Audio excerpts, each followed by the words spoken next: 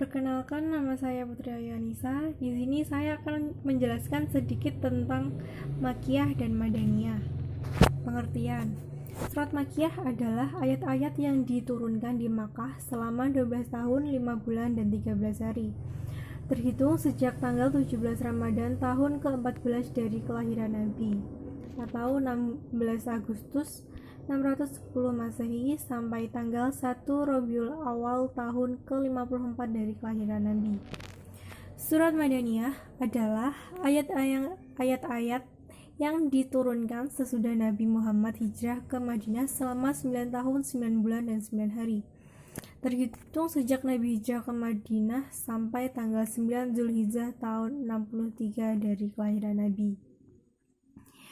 Dasar penetapan Makkiyah dan Madaniyah. Ada dua cara untuk mengenali ayat yang termasuk kategori Makkiyah dan Madaniyah. Satu cara simai adalah pengetahuan ayat Makkiyah dan Madaniyah yang diperoleh berdasarkan riwayat. Dua cara hiasi adalah pengetahuan ayat Makkiyah dan Madaniyah berdasarkan kriterianya yang menonjol, kandungannya, redaksi, dan uslubnya, dan lain sebagainya.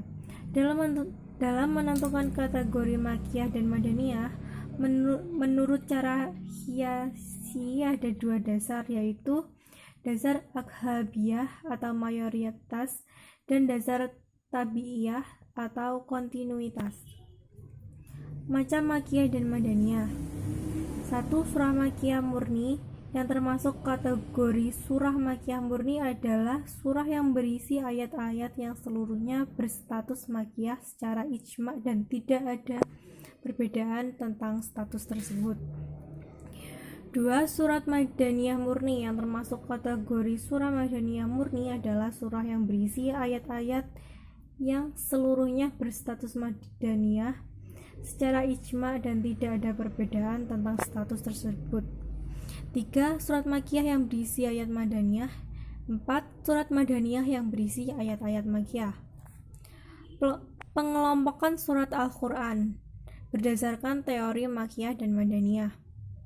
Penulis Mushaf Al-Quran telah dilakukan pada masa pemerintahan sahabat Utsman bin Affan yang didasarkan pada modifikasi Al-Quran melalui dua tahap, yaitu tahap penelusuran melalui data tulis ayat-ayat Al-Quran yang mendapat legalitas dari Rasulullah Shallallahu Alaihi Wasallam dan tahap penelusuran melalui data hafalan para sahabat yang telah ditashih oleh Rasulullah Shallallahu Alaihi Wasallam.